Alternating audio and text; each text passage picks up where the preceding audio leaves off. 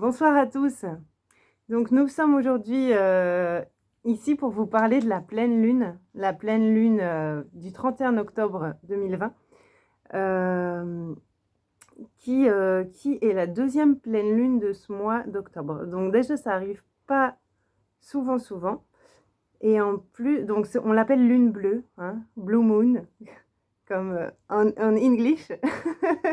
Mais voilà ce qu'elle a de particulier. Et en plus, elle tombe donc le 31, qui est la veille de la Toussaint, la fête des morts. On sera en plein, enfin, les enfants seront dans Halloween, si la configuration extérieure le permet, avec ce qui se passe actuellement dehors. Mais alors voilà, ça a vraiment un petit côté quand même mystique, fête des morts, renaissance, etc. Et justement, eh ben, quand on observe la carte du ciel, c'est vraiment ce qu'on observe, cet aspect renaissance. Alors, je vous la présente un petit peu d'abord. Donc, vous la voyez ici, je l'ai imprimée. On a déjà, alors les traits, vous voyez, ça, ce sont les aspects des planètes entre elles. On en a assez peu sur cette pleine lune. Donc, ça a le mérite d'être clair, tout ce qui se passe. On a des tensions, mais on en a beaucoup moins que le mois dernier. Alors, on est sur une pleine lune dans le signe du Taureau, qui est opposé à un soleil en Scorpion. Alors, qu'est-ce que ça dit, ça ? Eh bien, la lune, la partie féminine, donc c'est notre âme, notre partie féminine en Taureau. Le Taureau est un signe qui a besoin d'une grande sécurité, hein. Il vient s'ancrer dans la matière, à une recherche de sécurité ne serait-ce que matérielle, et à travers ça, bien sûr, sécurité affective, même si on le dévolue plus ça au Cancer, la recherche de sécurité affective.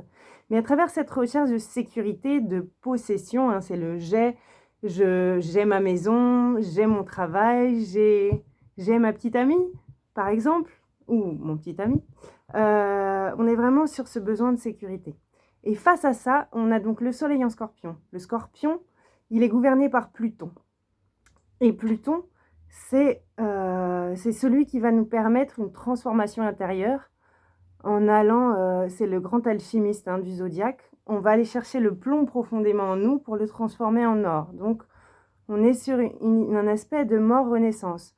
Tout ce que, avec ma lune en Taureau, j'ai la sensation de posséder, ou bien auquel je suis attachée, toutes mes structures que je me suis construites jusqu'ici dans ma vie, eh bien, avec le Scorpion, je vais avoir besoin d'aller m'en détacher, je vais avoir besoin de le perdre pour mieux me retrouver et aller avoir une seconde naissance.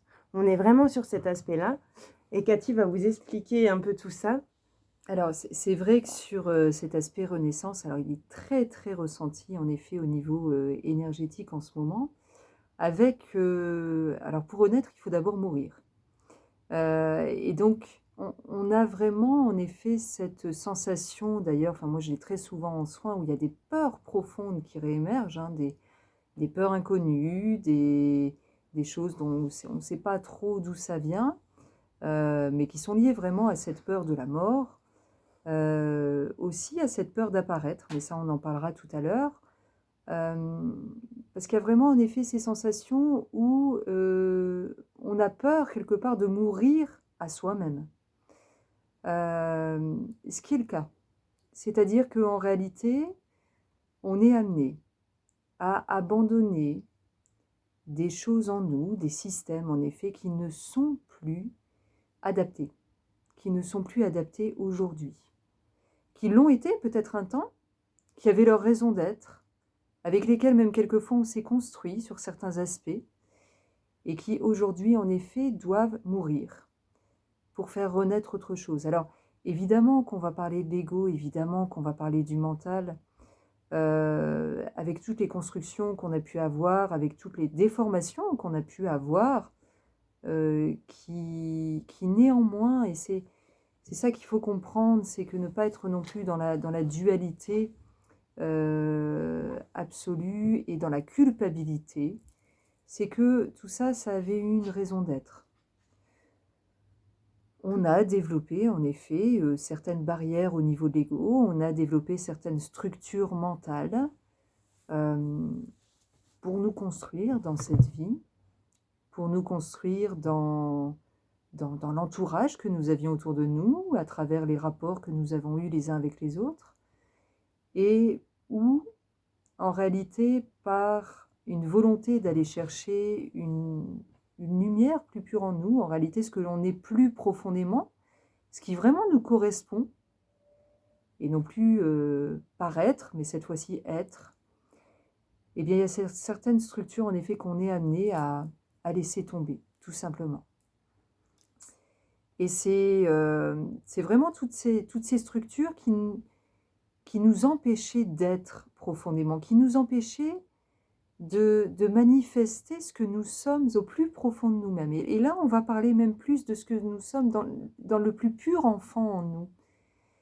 Et alors, je vais revenir un peu sur... On a fait un petit tirage de cartes avec le tarot d'Isis. Bon, ça nous paraissait approprié, puisqu'on est vraiment aussi sur quelque chose qui est lié à l'émergence du féminin sacré. Et la première carte qu'on a tirée, hein, je vous la montre, c'est celle-là, hein, c'est la Renaissance. Hein, donc voilà, on est vraiment en plein dedans. On est dans le thème. Et je vais quand même embrayer sur la deuxième, puisque bon, c'est ce qu'on disait, de toute façon on a tiré 3 cartes qui sont intimement reliées. Je voulais juste, si tu veux bien, faire juste un petit point en fait qui corrobore vraiment ce que tu dis par rapport à cet ego qui aujourd'hui remonte en fait. C'est comme si notre ego qu'on s'est construit pour protéger à tort, hein, mais ce qu'on avait plus profond de nous, on avait peur de le montrer. Cet ego en ce moment il remonte pour justement pouvoir être travaillé et enfin s'en détacher. Mais alors justement c'est symbolisé par le Mars rétrograde qu'on a depuis un moment. Mars rétrograde, on le voit ici, qui est dans le signe du Bélier. Rétrograde, ça signifie que notre action est bloquée, mais ça signifie aussi la résurgence de cet ego avec des moments justement de colère, de friction, de résistance qui peut arriver. Et ce Mars, il va être bloqué par la constellation des 3 grandes planètes qu'on a en Capricorne qui représentent la raison, hein, contre ça. Et on a aussi un Mercure rétrograde, donc la communication en ce moment est aussi problématique, est aussi bloquée. Et il y a des peurs qui remontent. Voilà, c'était justement, je trouvais que c'était approprié d'en parler. Et le Mercure rétrograde, on est sur la communication, mais on est aussi sur les pensées. C'est-à-dire qu'à un moment donné, on nous demande de nous poser et de ne plus être en effet dans un mental et dans un ego incessant. Les 2 planètes, on va dire, qui peuvent représenter un petit peu le mental et l'ego, justement, sont rétrogrades. Donc, quelque part, est-ce qu'on ne nous dit pas à travers tout ça, ben voilà, pose ton mental, pose ton ego, et va chercher justement ta lumière, où il y a des belles planètes justement qui illustrent plutôt le côté lumière en nous, qui, elles, sont en plein épanouissement, on va dire, et qui nous permettront de faire cette renaissance nécessaire. Mais ça demande du recul, comme tu dis. Pose les choses et recule. Alors, la deuxième carte qu'on a tirée, c'est le pouvoir des vies passées, hein, toujours donc dans l'oracle d'Isis. Et bon, c'est ce que je vous exprimais, c'est que ce qui remonte actuellement, alors le pouvoir des vies passées, on peut penser au karma, hein, pour ceux qui sont dans le côté spirituel, mais ça peut correspondre aussi à notre petite enfance. Ça peut correspondre aussi à ce qui arrive du passé, hein, à ce qui arrive, voilà, à ce qui revient du passé et qui est amené à réémerger pour être guéri, hein, puisque ce sont des parties de nous que nous avons mises de côté, qui ont été blessées à un moment donné. Enfin, vous pensez à un moment donné ce petit enfant en vous qui était plein de lumière, qui était plein de créativité, qui était plein d'émerveillement face à la vie, etc. Et qui, pour X choses, a été quelquefois, j'allais dire cassé d'une certaine manière, brimé dans ce qu'il voulait exprimer, de par les systèmes qu'il y avait autour de lui qui ne lui ont pas forcément voulu du mal, hein, mais qui pensaient bien faire aussi. Qui voulaient le cadrer, le mettre dans le moule, parce que ça ne se fait pas d'être un petit, entre guillemets, sauvageon. Voilà. Et d'exprimer sa nature profonde, parfois pas de façon lisse, quoi. Alors c'est amusant dans ce que tu dis, dans l'aspect sauvageon, à l'aspect sauvage. Moi, quelquefois, c'est ce que j'exprime en soins, c'est quelque part, à travers cet enfant en nous, on exprime notre côté nature profonde, notre côté libre, spontané. et on a eu une forme de domestication quelquefois. Tout à fait. Voir Euh, Don Miguel Ruiz dans Les 4 accords Toltec, il en parle voilà. parfaitement. Et où, en réalité, là, on nous demande de sortir, en effet, de tous ces processus de domestication pour revenir à notre nature profonde, pour revenir à ce que nous sommes profondément et dans notre nature la plus lumineuse, dans tout ce qu'elle exprime. Sauf que ça veut dire aller voir les blessures qui nous ont fait mettre de côté ces trésors, justement, que nous avions en étant enfants. Ces trésors que nous avons au fond de nous-mêmes, ça fait partie de nous, Et ça fait qui partie de nous... notre plus intime en nous.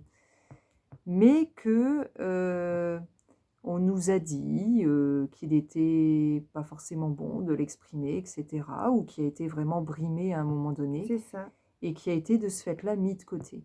Et c'est ça. Et justement, ces trésors et cette spontanéité naturelle de l'enfant connectée à la nature, en fait. C'est ce qui fait qu'on est connecté aux autres et que, voilà. Et quelque part, en brimant tout ça, eh bien, on vient se couper petit à petit avec les blessures. Tout à fait. Donc c'est ça qui est amené en fait à ressortir aujourd'hui et c'est formidable en fait quand on y pense, même si c'est un gros boulot, parce que je vous raconte pas les mises à nu des blessures, des fois c'est... Mais bon, c'est un super défi. Alors, c'est vrai que pour rebondir, donc par rapport à ce côté, vous allez me dire, bon, bah, tout ça c'est merveilleux quelque part.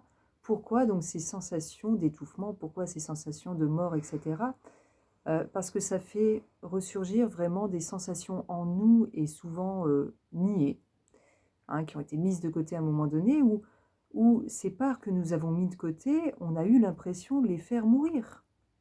Et ça fait ressortir un peu toutes ces parties-là où il y a eu vraiment cette sensation de rejet profond, cette sensation d'abandon, et qu'on a nié, et qui réémerge quelquefois avec une violence Incommensurable. voilà, énorme, et où on a du mal quelquefois à mettre les mots dessus, on a quelquefois du mal en effet à comprendre avec notre intellect d'où ça vient, parce que c'est pas avec l'intellect que ça se bosse tout simplement. C'est vraiment en effet accueillir avec le cœur et guérir avec le cœur ces parties-là qu'on s'est laissé fait mettre de côté aussi. Et c'est pas grave, il n'y a pas de culpabilité non plus à avoir dessus. Et à pouvoir en effet, avec tout notre amour, avec tout notre cœur, les guérir et les laisser réapparaître. Les accueillir en fait. Voilà. Et justement, la boucle se boucle en fait quand, avec toutes ces parties brimées, on avait justement laissé notre ego prendre toute la place et ce qui était complètement blessé, eh ben, on a mis une belle couche de vernis par-dessus pour dire bah non c'est bon maintenant je suis plus la vilaine petite chenille, je suis le papillon. Mais est-ce que c'était le véritable papillon? Exactement. Voilà. Ce qu'on peut dire au niveau astrologique concernant ce retour du passé, on peut parler de la conjonction de la planète Uranus, qui est en conjonction exacte avec la Lune ici. Je ne sais pas si on voit bien, mais voilà. Et alors, cet Uranus, c'est la planète des révolutionnaires, hein, de la révolution, mais dans le sens où c'est souvent des événements chocs soudains qui nous font réagir, qui nous font sortir de notre ancienne bulle d'illusion. Hein. Et Uranus rétrograde, non seulement il fait ça, mais sa rétrogradation ramène des événements du passé, comme on disait, hein, c'est le retour du passé, hein, en conjonction à la Lune. La Lune, c'est notre partie féminine, et c'est aussi ce qu'on a à la base de nous-mêmes, ce qui fait nos fondations, et donc ce qui nous guidait plus que notre Soleil, car il n'était pas encore en rayonnement quand nous étions bébés. Quand nous étions bébés, on se rattachait à notre Lune. Donc c'est vraiment un retour du passé, voire de la toute petite enfance qui vient faire émerger des émotions, des sensations oubliées. Ça peut chatouiller bizarrement des fois. Mais pour l'avoir vécu là récemment, je vous assure qu'en fait c'est extrêmement salutaire. Alors, on parlait donc de ce pouvoir des vies passées. Bon, j'allais dire vraiment au niveau des peurs, je l'ai peut-être pas mentionné tout à l'heure, mais en effet, au niveau des soins énergétiques, il y a beaucoup de soins apportés au niveau des reins, hein, je vous le dis en ce moment. Mais alors pourquoi les reins? Pourquoi les reins? Parce que les reins sont les peurs profondes. hein. Donc, les reins symbolisent en effet les peurs profondes et que de ce fait-là, en effet, on sent que ça bosse énormément donc au niveau des reins et donc après au niveau des centres énergétiques, au niveau de l'orange et au niveau du rouge énormément où même pour certains, on sent qu'il y a une forme de renouvellement du sang à faire quelque part. Bon, bah, ça va avec la Renaissance, hein, ça va avec tout ça. Oui. Donc, y a vraiment, je dirais, un effet détox aussi à faire en ce moment qui est aussi Salutaire. très, oui, oui, très, très Et salutaire à alors faire. justement, est-ce qu'on peut rapidement expliquer l'orange et le rouge? Si c'est OK, en termes de chakra. Alors, au niveau de l'orange, en effet, du chakra orange, on va être sur tout ce qui va être, bah, c'est le chakra sacré.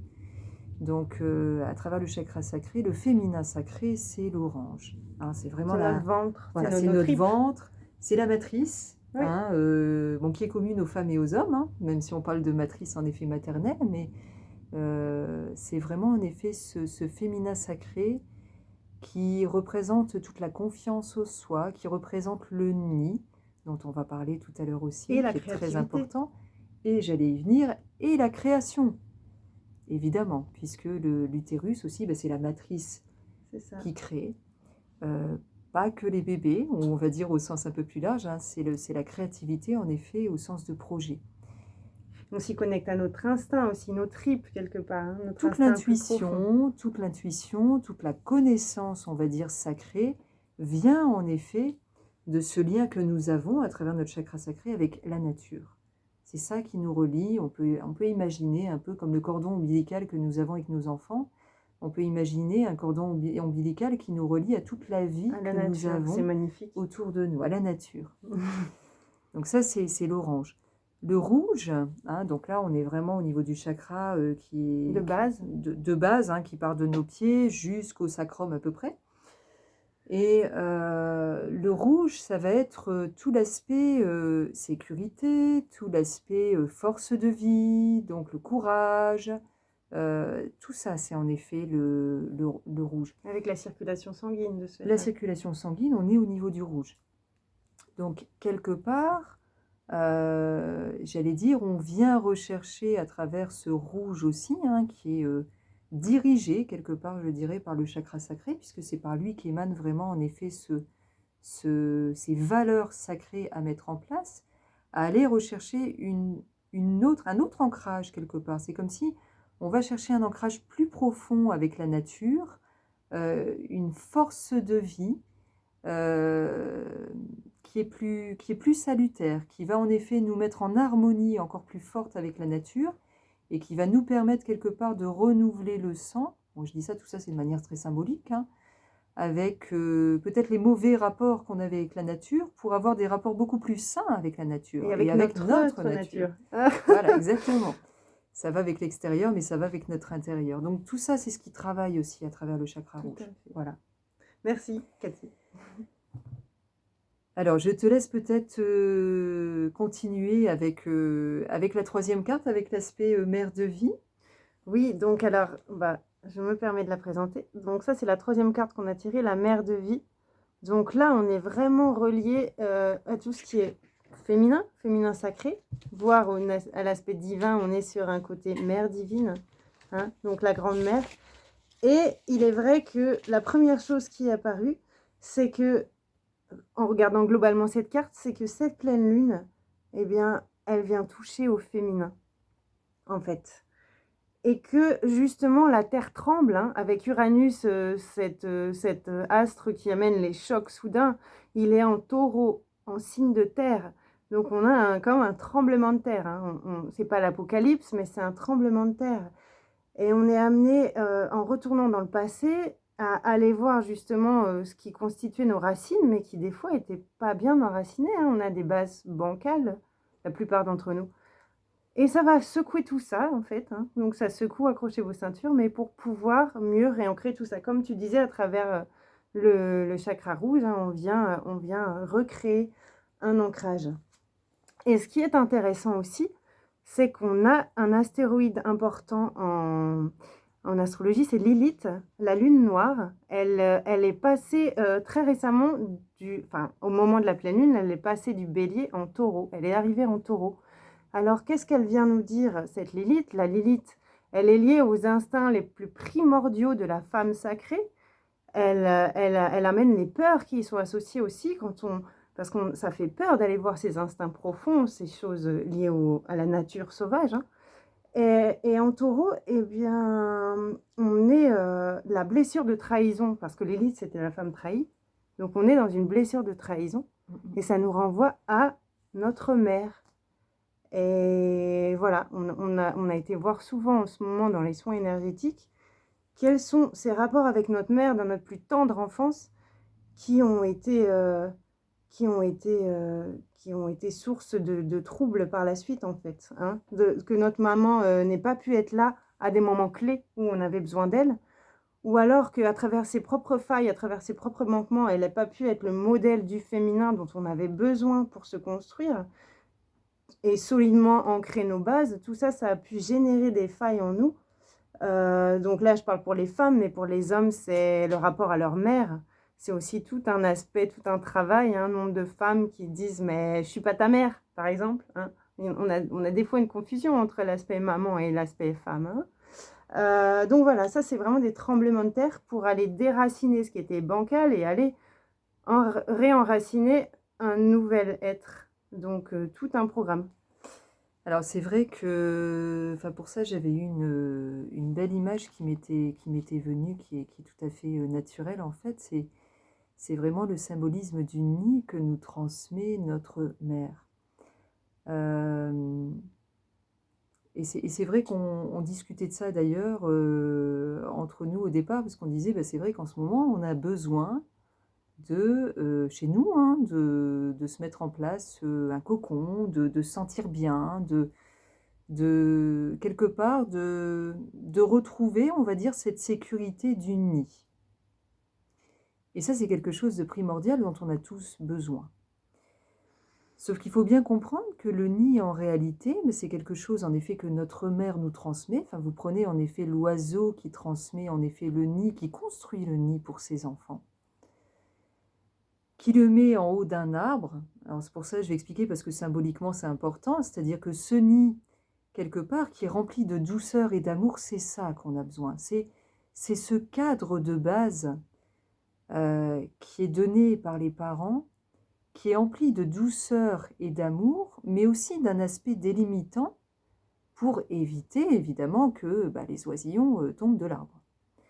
Donc, le cadre qu'on est amené, le cadre sécurisant, qu'on est amené en effet à recontacter, c'est notre nid, et qui nous donne un accès, puisqu'il est relié d'ailleurs à cet arbre, à une confiance totale en la nature et à un lien dans le rouge profond à la nature. De base, ça devrait être comme ça. Bon, sauf que nous, on n'est pas comme les oisillons ou les oiseaux qui sont en pleine confiance, on va dire, de la vie et de la nature sous toutes ses formes, et que très souvent, on va y mettre des cages. C'est-à-dire qu'on va, et dans le symbolisme c'est très fort aussi, c'est que les nids, on va les mettre à l'intérieur de cages. Les cages, c'est toutes les sécurités qu'on va mettre pour justement, parce qu'on se méfie de la vie, parce qu'on n'a pas confiance en la vie, parce qu'on n'a pas confiance en la nature, parce qu'on n'a pas confiance en notre nature, on va mettre en place des sécurités et des cadres excessifs qui vont de ce fait-là empêcher, on va dire, la confiance de l'enfant. Bon, ça, on l'a tous eu. Et bon, c'est pareil là-dessus, sans aucune culpabilité ni culpabilisation de qui que ce soit. Ce ne sont pas d'ailleurs que les parents, hein, c'est aussi les cadres sociétaux aussi qu'on va nous mettre en place et qui nous brident quelque part dans notre confiance. Et les oisillons que nous avons été, à un moment donné, lorsqu'on veut prendre son envol, il y a deux réflexes.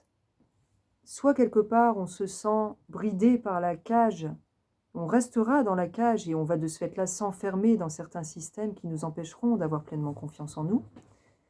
Donc ce principe de domestication dont on parlait. Voilà, et de révéler l'être véritable, il ne sera point question, hein, parce que exactement. Et soit on a le deuxième cas où on sort de la cage violemment, Révolution, révolté. rébellion.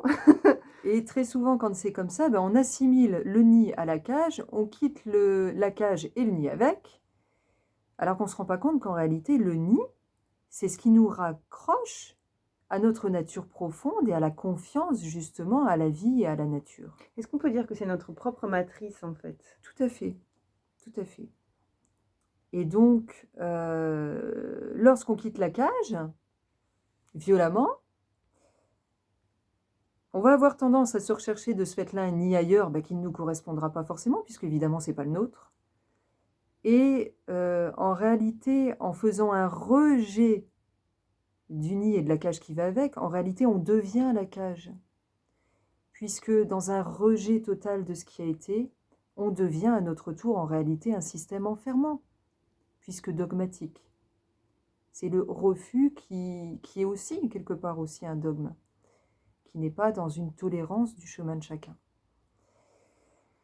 Donc ce qu'on est amené, bon je vous explique ça par l'image, mais ce qu'on est amené en effet à travailler en ce moment, eh bien c'est à dissocier les cages du nid.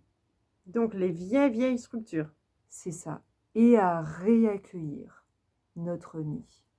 Parce que c'est lui qui profondément nous reliera à notre nature, aux valeurs fondamentales qui sont exprimées et qui nous ont été transmises. Je veux dire, même nos parents, dans tout ce qu'ils ont fait, en effet, ils ont fait avec ce qu'ils ont pu, de toute façon. Eux aussi, avec des cages qu'on leur avait aussi transmises, de toute façon. Mais dans la base de toute création, il y a toujours de l'amour. Et donc des valeurs quand même. Et il y a même. toujours des valeurs à travers cet amour, qui quelquefois, en effet, se sont mal exprimées par les cages qui ont été transmises. Mais si on recontacte ces valeurs de fond et ce nid, avec cet amour qui nous a été transmis, alors on se reconnecte à quelque chose de beaucoup plus grand, à travers en effet la nature autour de nous, et qui de ce fait-là nous pourra en effet nous donner accès à notre nature la plus lumineuse possible. Et c'est ça que nous sommes amenés à faire dans cette période, et c'est pas rien, c'est juste énorme. Clair. Et en plus, en étant reconnecté à cette grande nature, on pourra mieux s'ouvrir aux autres, mais dans un vrai échange en fait. Exactement. Pas dans quelque chose d'égotique ou de semblant, de faux semblant. Exactement. Donc c'est vrai que, vous comprenez un peu le lien entre ces trois cartes. C'est ça la Renaissance. Et c'est marrant parce que, tu vois, la planète Pluton, qui est la maîtresse du Scorpion, Oui. Soleil en Scorpion, il est dans le Capricorne. Le Capricorne, c'est le signe des structures. Donc en fait, Pluton nous invite à aller casser toutes nos structures bancales pour aller nous rechercher des structures justement plus adaptées. Et ce qu'il faut bien comprendre, on voit l'image du nid aussi, le nid grandit avec nous.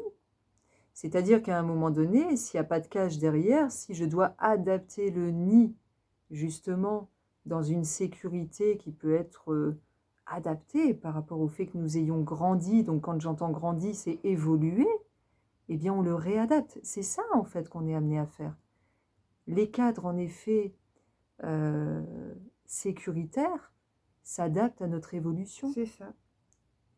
Et d'où le côté indispensable de savoir les remettre en question quand nous évoluons. Ça ne veut pas dire qu'on meurt, ça ne veut pas dire qu'on meurt à soi, ça veut dire simplement qu'on réadapte le nid.